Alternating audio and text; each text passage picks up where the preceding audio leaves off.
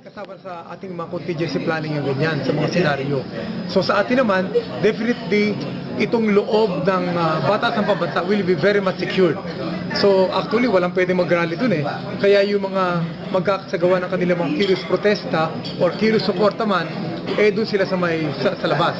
So for suicide bombing, nakahanda tayo dyan in essence na meron tayong mga checkpoint operations all over. Pero meron tayong coordination kasi doon sa magjo-join na rally. Sa dami ng magjo-join ng mga rally, ang aming arrangement is that they will police their own run. And well, sa tingin ko naman, dapat bindan nila kasi kung meron mangyari man yan, sila rin ang maapektuhan. Kaya nga tayo ay nananawagan na hindi ba natin pinagbabawal or we cannot force them to bring bags, pati rin wearing of jackets, pero we encourage, so wag na lang magdala para madali rin para i-check nila kung meron sa mga kanilang mga kasamahan yung magdadala ng mga contraband.